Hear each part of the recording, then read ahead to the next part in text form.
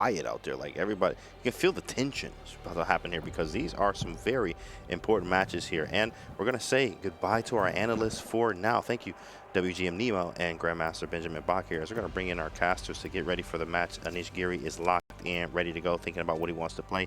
Nihal the same, just getting his mind right, getting stoic, ready to play and go. As we have our casters with us, Grandmaster Amon Hamilton and Grandmaster Eric Hansen to call all the action. What's up, guys? Hello, James. Thanks for the introduction. We are as excited as the fans to get right into today's action because, Eric, this is a decider match, right? We are actually saying goodbye to someone. We don't know who's going all the way through, but we will see someone eliminated. Yeah, yesterday, nobody was eliminated. The players slept. The players we're watching today all know this could be their last, so the stakes are much higher. Right.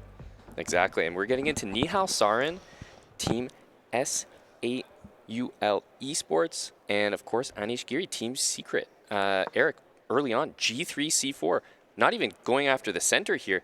Queen A4.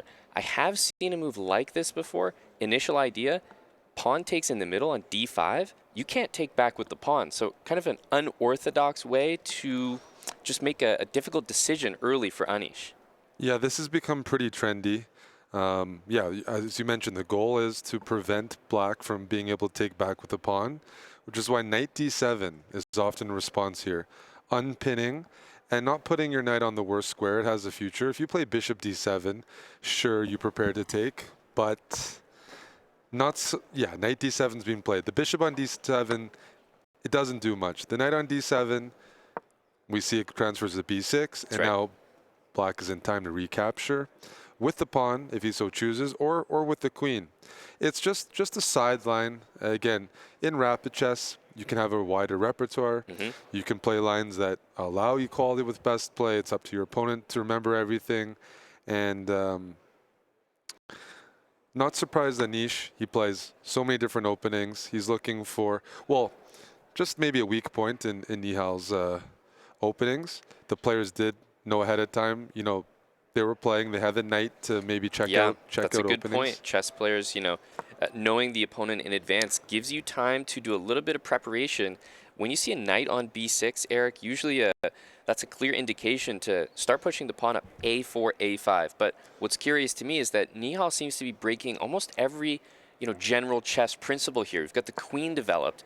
Until this move, we didn't have a single piece developed, and he was just already moving pawns. So very unorthodox by Nihal as well. It is unorthodox, but he is known to play knight f3, g3, some of these starting opening moves that maybe aren't, they're not as popular as e4, d4. And some of the benefits of playing knight f3 in the first move, it's transpositions or g3. I mean, and we have a position that's kind of transposed to, I'd almost like to say, there's some Grunfeld positions that are similar, but black has to play g6 for it to be a Grunfeld. This is a bit of a more unique position where that might, maybe Nihal's choosing it because he's like, well, Anish is so well prepared. I might break a few opening principles, but if it takes Anish out of his general theory, that'll be worth it. And we saw Nihal's ability to grind yesterday against Arjun. I mean, he lost that game. It was a heartbreaking result, but he played a quiet opening. He got the bishop pair in a relatively, okay equal position, and he was still happy to play that, and he outplayed Arjun to get a winning position. So I don't think, if I'm in Nihal's shoes, looking at what happened yesterday. I think we're seeing that more and more in this event, in the EWC. We're seeing players, they don't need a huge advantage of the opening. They just need a playable position, and the time actually dictates a lot of the game. What type of position are you willing to take with the time into consideration as well? Clearly, Nihal wants to get castled. Bishop g2, kingside castle, d3 also kicks out this knight from c4. But this move knight c4 is also going to quickly retreat either to a5 and c6 or to the d6 square immediately. I just want to clarify for the viewers because it can get a little confusing. Nihal, his camera's on the right. He's playing the white pieces. Anish is on the left, and he's playing the black pieces. It might not always be consistent there, but yeah, that's how the alignment is. Yeah, and I mean, this last move, bishop e7, Anish has a very standard position. It started out really strange, but you know what, Eric? I think that knight on c4 is going to be kicked out at some point. Probably knight a5 is going to be played, attacking the white queen, and it's going to come back to c6. And all of a sudden, it feels like we're going to be playing a very standard position. It's actually going to be very symmetrical as well because we have an open c-file. Yeah, this actually just looks very, very equal. It does, and I think it's good that you point out knight a5, which is what Anish played. Knight d6 would have been another retreating move, but knight a5 takes maybe one square extra to go to c6, but c6 is a much better square for the knight.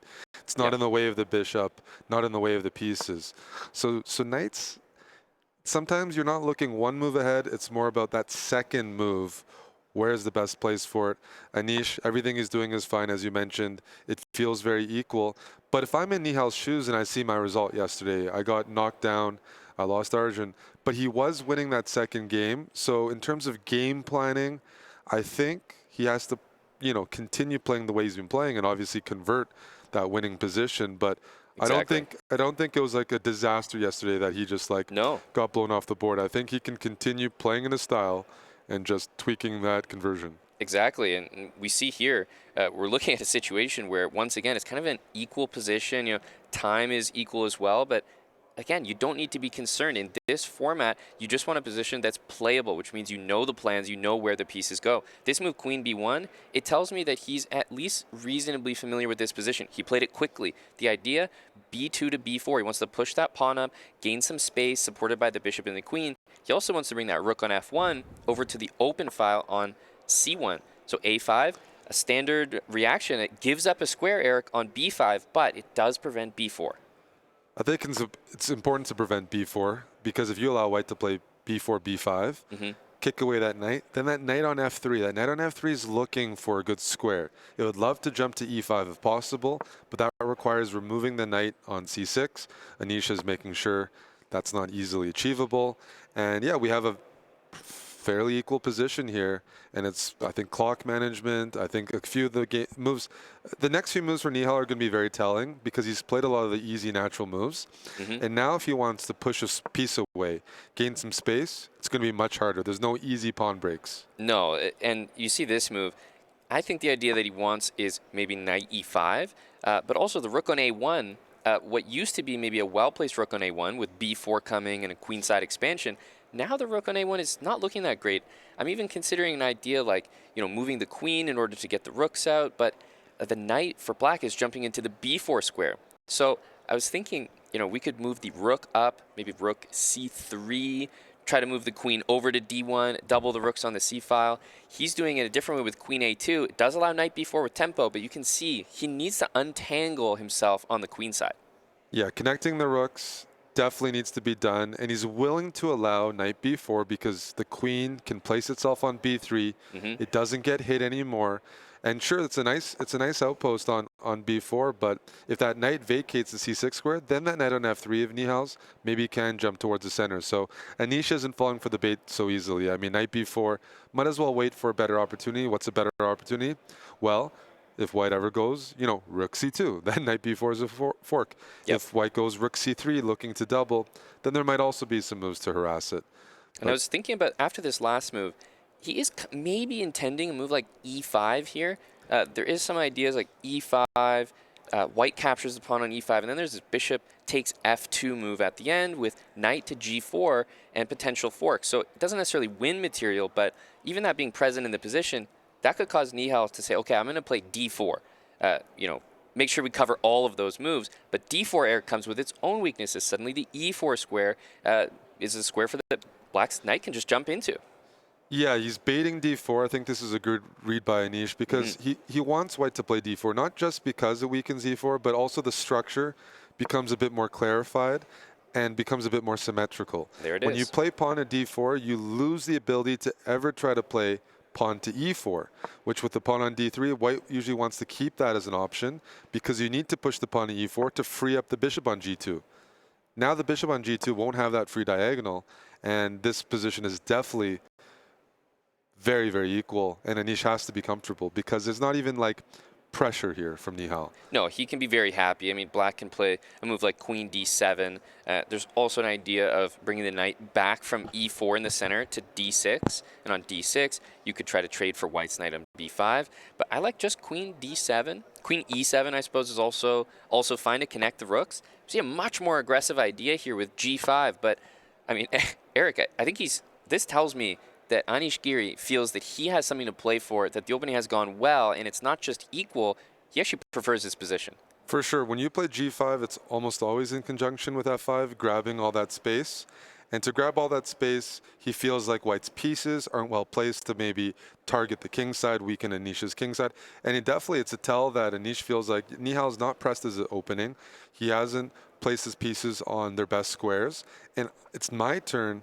I can play g5, I can play f5, I can maybe bring my queen to f6, and I can look towards playing moves like g4, f4, because Nihal's queen is committed to b3, and I don't see a lot of mobility there. So I definitely see the understanding why black feels like there's a bit of potential on the king side right now. And the first move that I would at least consider here is knight on f3 into e5 in the center, at least if it's captured. After we recapture it, the bishop on e3 would have a bit more scope.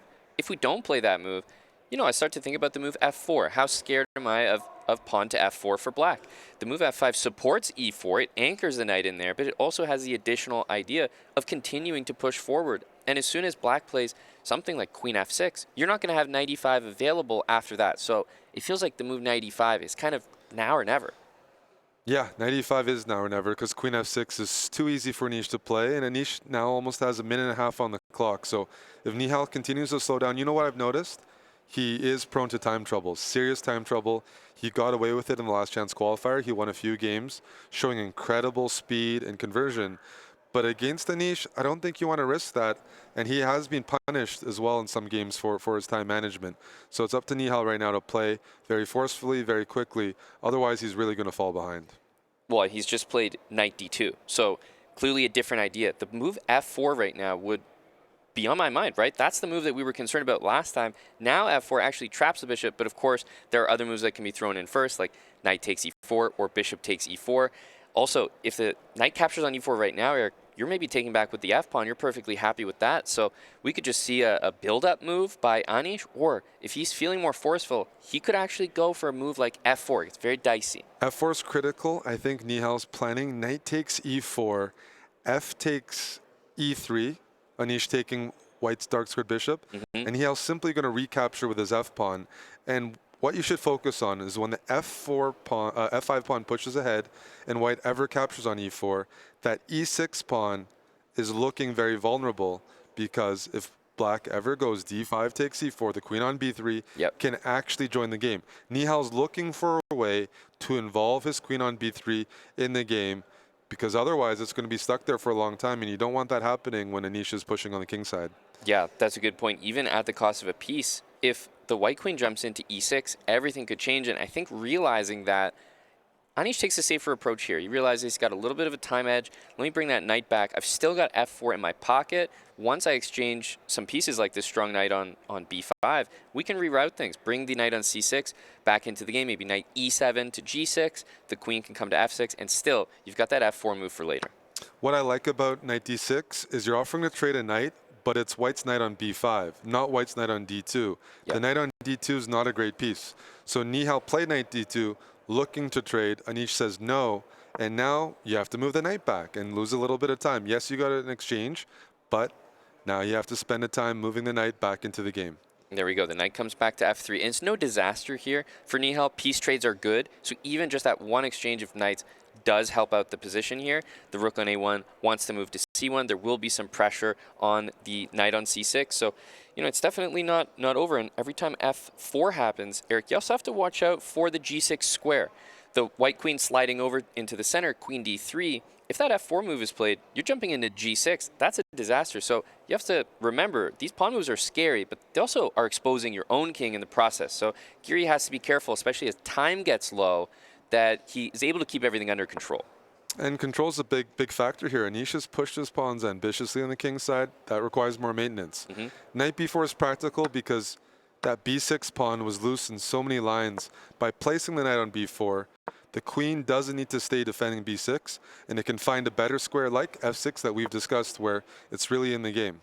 Yep, and so we see bishop a6, so hitting the e2 pawn, which explains queen back to d1. The rook on c1 is on the open file. It's the only piece there, but what can it do on that open file? And, okay, big moment here. Will the players repeat?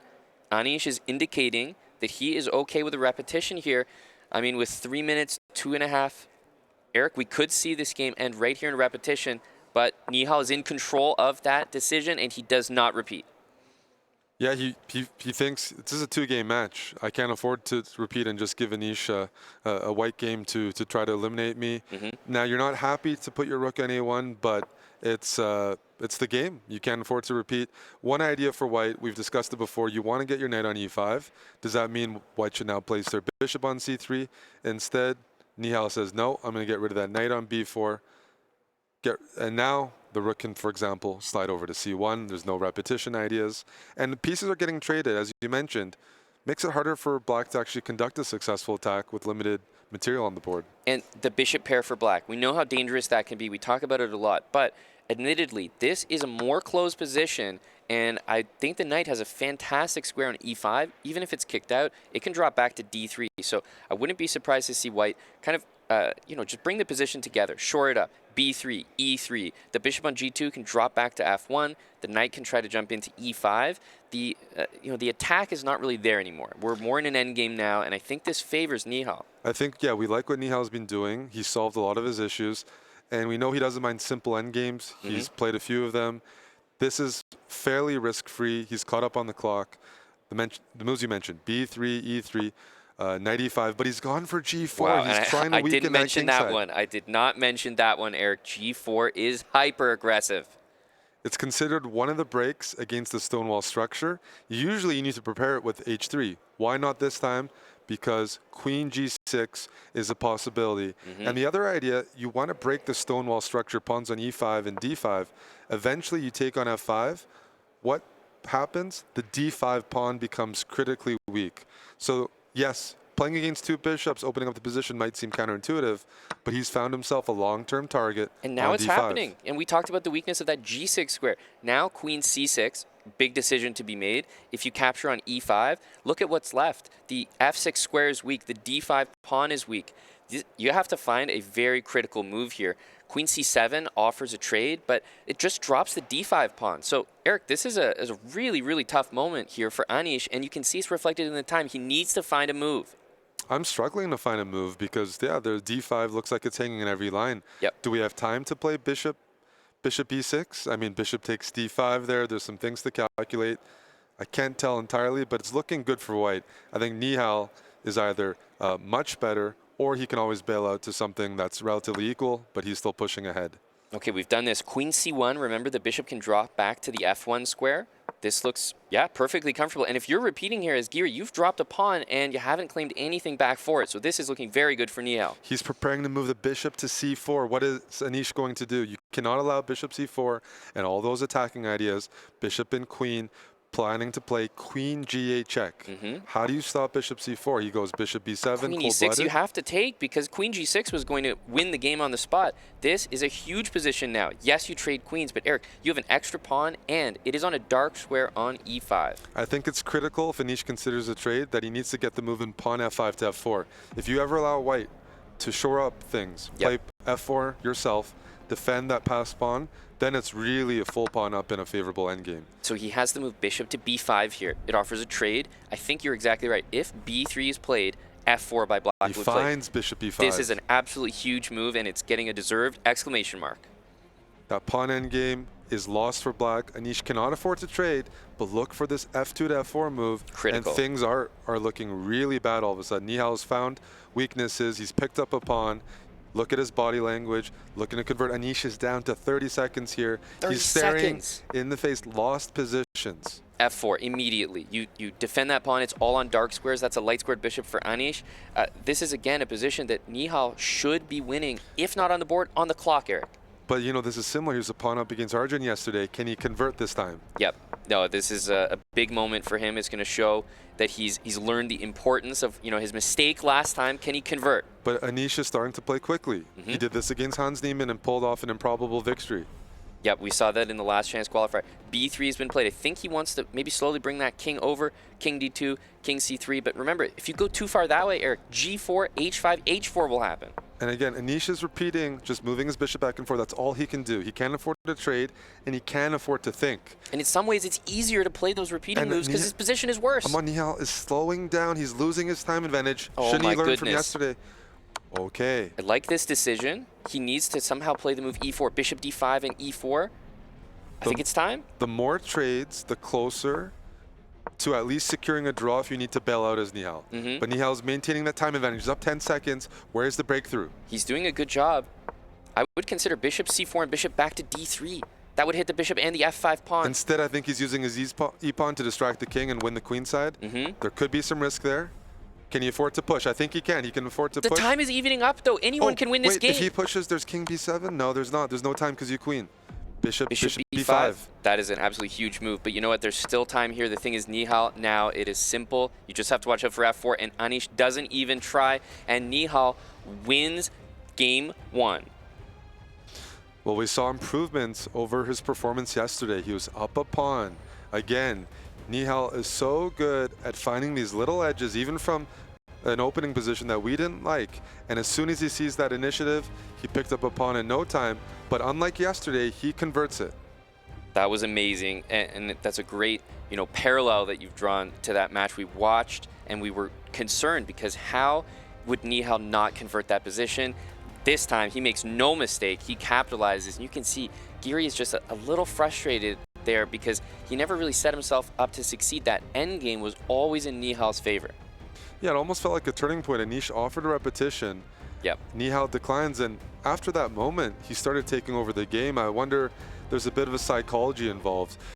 When Anish is offering the repetition, he probably felt his position was even good, but he was okay with a draw. And that gives you some confidence as well, right? When the opponent is offering a draw like that or a repetition, they wouldn't be doing that if they liked their game. No. And we're straight back into the action, Eric, into game number 2, and we've talked about how it is a must-win, right? We've seen this situation in so many different matches so far. Actually, a lot of players have delivered in that must-win situation. So, question is now, can Anish Giri do it? He came through the last chance qualifier. He's been in this position before. He needs to repeat that performance. Yeah, this match is featuring 2 players who made it through the gauntlet. They had to take down very tough fields to make it here. So, have they been in situations like this before? Yes. And here we go. Anish Giri with the white pieces. Obviously, the white pieces in chess, you move first, so there is that small advantage, and believe me, it is magnified at the highest levels here. Immediately, what I like about Giri's opening and the way he's decided to play, he has an imbalance. The pawn structure is imbalanced. We have doubled c-pawns here, and we also have an exchange bishop for knight. Imbalances, just give that position a little bit of life. He has something that his opponent does not have. He can try to make use of it and, generate some winning chances just off of that. One of the standard ideas for white in the structure is to eventually push e4 to e5 on a good day. If you can provoke black to do d takes e5, then black is left with double isolated c-pawns. If you don't get an e5, right now h3, bishop f4, those are standard ideas. If you don't manage to play e5 soon, black will eventually play his own pawn to c5, put that bishop on d7 on the c6 square, and you can see that's a pretty good diagonal. So yes, there's compensation for the fractured pawn structure for black. It's dynamic. It is imbalanced, which favors Anish in terms of what he needs from the game. But often the play revolves around this move pawn e4 to e5. If you can force d takes e5, then you can say, I have a positional advantage, a long-term strategic edge. I expect knight b3 here. Why knight b3 if bishop c6? There's knight a5. Knight f5 is another idea here. And again, dynamic chess. Why? You're allowing doubled pawns, but after bishop takes f5, e takes f5, that queen on f3 is nicely placed to support the move pawn g2 to g4. And you can actually start marching the kingside pawns and grabbing a little bit of space. Your king is not in danger. There's no black pieces that are threatening. And a big decision, is Nihal going to give up the bishop pair? Yeah, and both bishops are potentially at risk. You either give up the light square bishop or you know, the bishop on e7 is probably going to be captured on the next turn. He decides to part with his light squared bishop. In terms of next moves, I was going to say white just wants to bring that rook from a1 to d1. That would really hamper this move. I do think that Nihal picked the right moment to play d5. Because, Eric, if he didn't play d5, rook d1 was coming. Your move g4 and g5. The d5 square was going to be controlled by white for the rest of the game. And if that pawn's on d6, the black bishop has nowhere to go. The pawns are stuck on dark squares, same color as the bishops we have. So I think that move was well-timed by Nihal, and it makes perfect sense. Otherwise, he may have never played it. Yeah, Nihal, even when he's facing some opening issues, he doesn't get phased. I mean, d5, as you mentioned, critical move, needs to find some space, some stability. And by playing c6, he's taking away a future where we were talking about white could eventually control d5, place a knight there. That's not possible. And now look for the play to follow the e-file. The battle of the e-file is going to take place. Now, black's got a set of double c pawns, white's got a set of double f pawns. We could say that's a bit of a push. What's going to be dictated is the rest of the material on the board, and can Anish keep enough play, keep enough imbalance to find something. Because when you double on the e-file as white, which is Anish is doing, you have to anticipate what's Nihal going to play. Maybe queen d7. Why queen d7? Just to play bishop f8 and say, you know what, I'm going to trade everything on the e-file. Where is your advantage? Yeah, and you know, we will definitely see the follow-up move g4 at some point. I'm thinking from Nihal's perspective, a move that you might consider is more the move c4 rather than d4. d4 pushes the pawn and kind of leaves that hole on the c4 square, has the pawns on dark squares. I think based on the dark square bishops, black would rather, if he's going to commit one of these pawns forward, play c4. Because the plan for white, you often see, is pawn to b3, the knight moves maybe to a4, and then white plays the move c4 themselves. So look out for the battle of the c4 square, because I think black wants to play that maybe before white does. And Nihal plays bishop f8. I think he's just ready to trade a lot on the e-file. But I agree, c4 is strategically much more sound than the d4 move for black. Rooks are doubled. You mentioned just, you know, trades all on the e-file, and it's looking very, very likely here. We have to defend the f5 pawn. g4 certainly comes to mind, but, you know, we could also move that bishop, even a move like bishop e5 or bishop g5. Because black has moved that bishop back to f8, you have an uncomfortable problem to solve. Bishop takes f6. I mean, if you double those pawns, that's a big problem. Yeah, I don't think Nihal wants to deal with double f pawn, so I'm curious if bishop g5, what he's planning. Yeah, it's even queen d7, right? It's taking the square that maybe that knight would retreat to. So, yeah, it's actually kind of a difficult decision. You'd never want to bring the bishop back to e7. Bishop g5 played. We have a threat. Bishop takes f6, and those are tough pawns. Nihal, maybe he's going to play knight e8 here because that's a possibility. Otherwise, you're looking at either rook e8. He's played rook e8, saying, you know what? My pawns are doubled. There's not enough material on the board to take advantage of that. That's an f6 pawn. My king can get close to it. My dark squared bishop can support it. And the question is, how does Anish's knight on c3 join the game? Because now we're really getting close to an endgame. We're just one rook trade away. If I'm playing black, I might be in a position to trade on e2. I don't want to trade yet because that knight will recapture. Maybe I will, actually. And play queen e7, maybe put the queen on e5. Is this enough for Anish? Yeah, I mean, at the end of the day, the answer might be no, but I think this is still what Anish wants from the position. It's kind of the maximum that he could extract.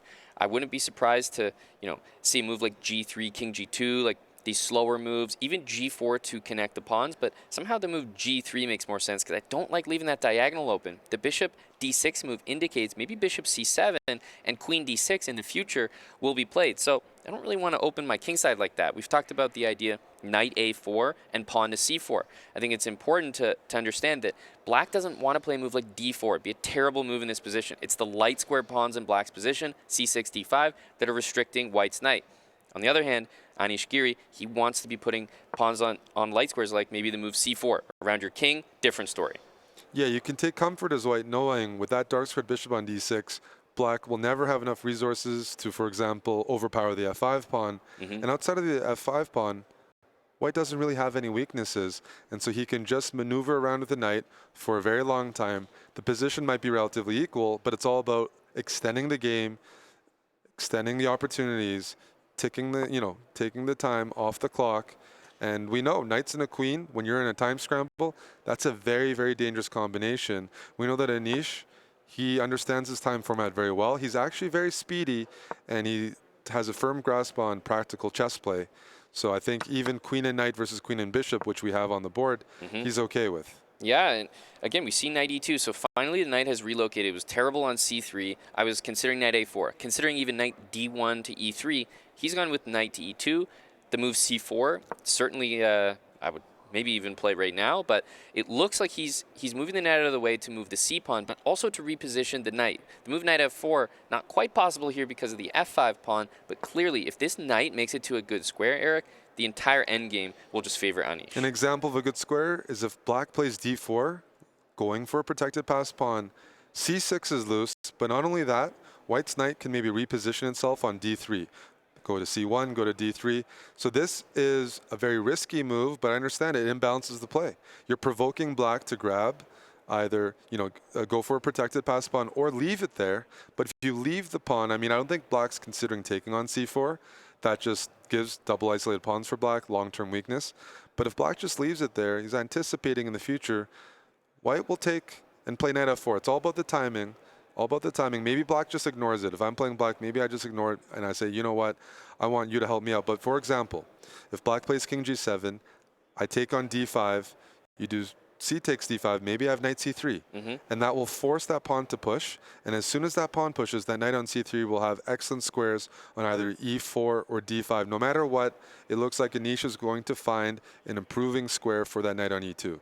Yeah, and if you're attacking light squares, with Anish's position, he has more firepower at all times on light squares. The bishop can never contribute. So if there's ever a pawn that's being attacked by a pawn and a queen, he has that extra knight to always shift the balance. So there's no way that that pawn will remain on the d5 square. Next move is going to be knight c3, whether he takes on d5 first. And at some point, you're going to be forced to play maybe d4, maybe capture the pawn. All of these are decisions that Nihal does not want to do, but he's faced with the reality that, Eric, it's unavoidable. Yeah, he's a minute and a half behind on the clock. He goes for the protected pass pawn. It was a tough decision.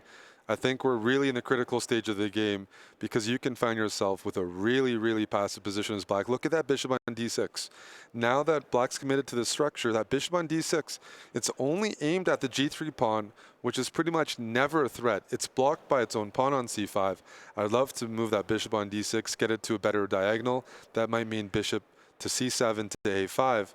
In the meantime, though, white is taking away squares. Why king f1? When you move your knight eventually, you don't want to allow queen e1 check. So after king f1, Anish is ready to potentially play knight c1, knight d3, blockade, and continue to push black backwards. Yep, that looks like a great idea. Note that I believe at this point, if the queens were to trade, Eric, it would just be an amazing, amazing endgame for Giri. I don't know 100% if it's winning, but I would say that Giri would take any kind of queen trade at this point. The c5 pawn is on a dark square. It's fixed. It's a target. Same with the f6 pawn. Imagine in the future with the queens off and knight on e4. An amazing endgame. So he's just going to try to keep everything defended here, and it's easy to do. Bring the knight in. Yep. Bring the knight in. I want to bring the knight to f4.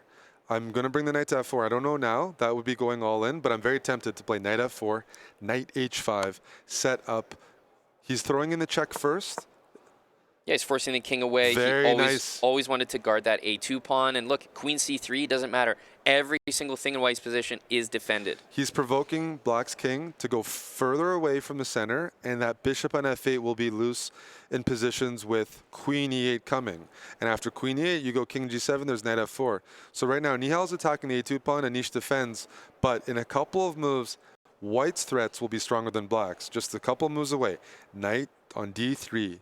Goes to f4, goes to h5, then you're preparing queen e8, and it looks like there's devastating moves on the back rank. That's why he played bishop d6. He didn't want to allow knight f4. The bishop is well placed here, and queen e8 for the moment. Remember, any kind of position where you're playing queen e8, maybe queen takes c6. We have to calculate queen e8, queen c6, you're right. That's what he's looking at, though, and I think he's interested in that. Nihal wants those complications. He says, you know, here's the invitation. Take that free pawn. You calculate it. He's down on time. He wants Anish to do the work here. A thing to watch out for here is white can win a pawn in some lines, but black only needs a draw. And so in black's position, you realize your bishop on d6 is going to be chased. Look for the queen on a5 to try to get to c3.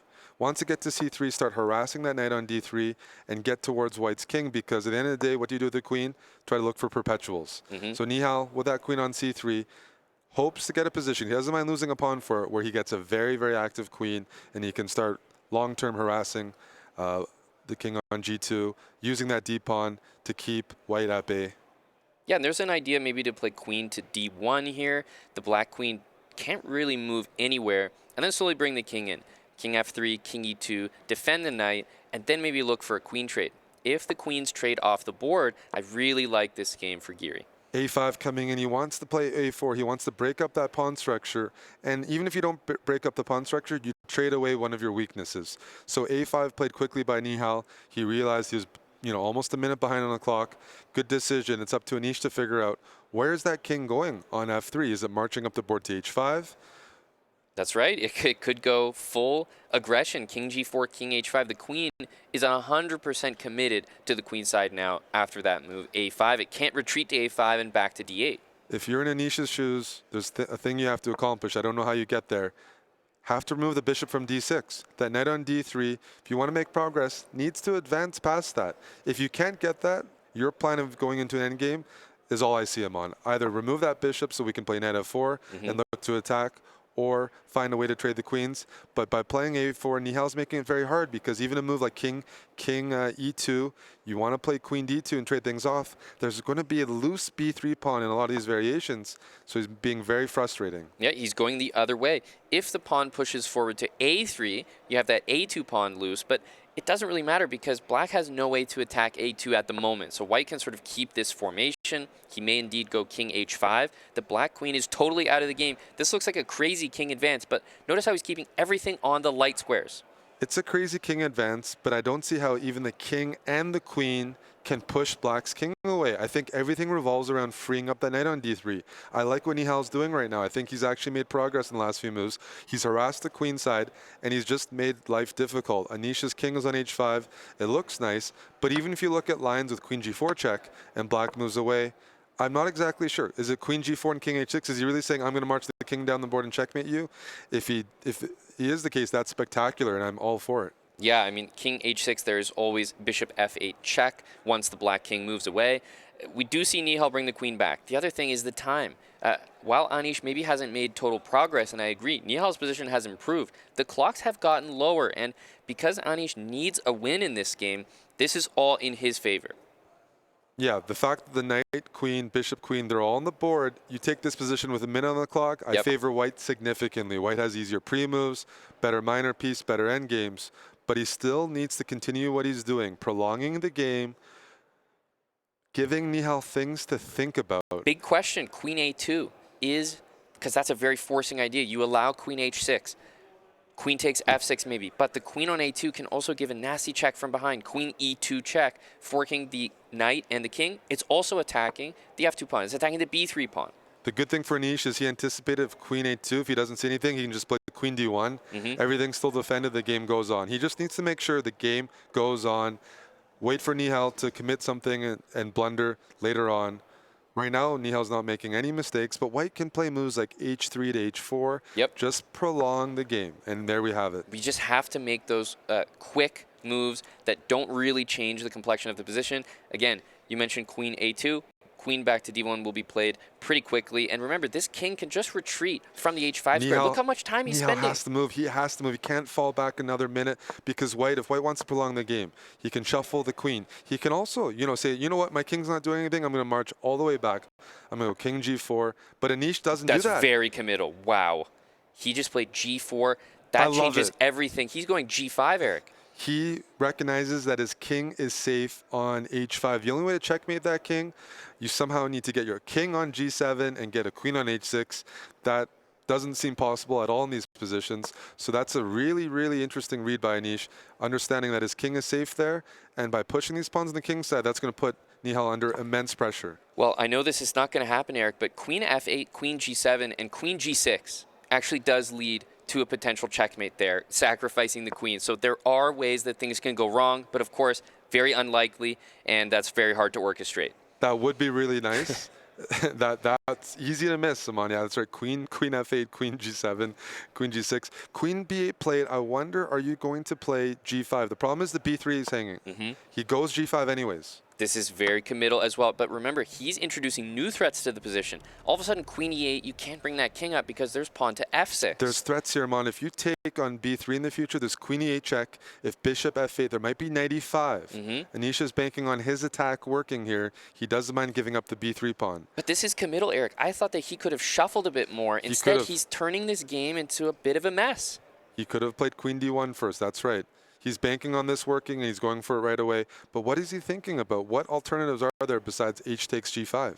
I mean, I guess F6 could be a consideration. And then, you know, if Black takes on H4, maybe Queen G4 comes in. So he might feel like this is a moment where he wants to put the move F6 on the board. He also might not be 100% sure of these calculations after H takes G5, Queen takes B3, Queen E8, Knight E5. You know, Black can defend with Queen B7. He has to have something. Anish is behind on the clock now. He had almost a 1 minute time advantage, and I just don't get it. And the queen can check from behind. Queen B3, Queen D1. Absolutely. Even if you don't find the mate or win, Anish is trying to calculate a win here. Yeah, he's trying to force a mate. He doesn't need to do that. He was doing everything right before.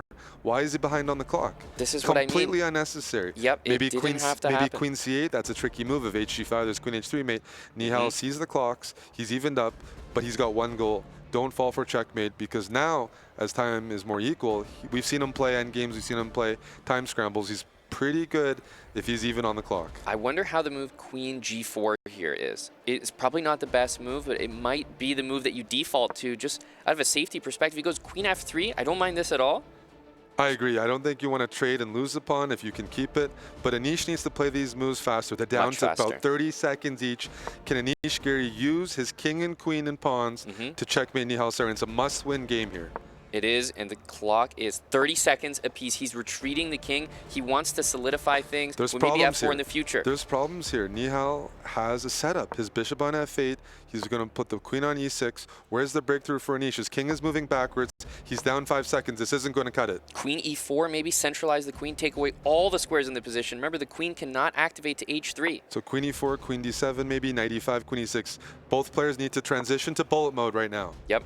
I would consider even, okay, Knight E5, that could be a good move. There might be Knight takes F7 some lines, or there's, oh, this is tricky, Amon. Queen B3, he's going for it. You mentioned What's Knight F7. Move? It could be it. He's going for Queen E8, but well, can Nihal tickle D1. the king from behind? Yeah, Queen, how do you 12 even get seconds, behind? he has to start pre-moving. This is all Where's about the move? checks. Where's the time? What is that? What is that move? It doesn't do anything. That's a terrible my move. Goodness. Nihal just blunders everything. He's down to queen here. Anish Giri with 8 seconds just needs to not flag. This is 100% over. The pieces are all on light squares. He's got the conversion. Be careful of stalemate. What is he doing? Yeah, checkmate. He's just pre-moving. He's just pre-moving. He's not even going to go for checkmate. He's just pre-moving here.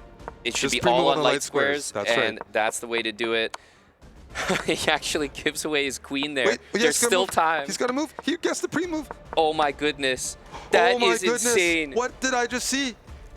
Anish pre-moved Queen H5. He Nihal lost catches his it, queen. and he lost all his pawns. But Eric, he lost all of his pawns. What did I just see? He could have put the king near the pawn to just protect it. Anything. King on light squares in. Amon, I mean, I was calling the game is over. We thought it was over. I can't believe what we just saw. It is 2-0 S8UL Esports.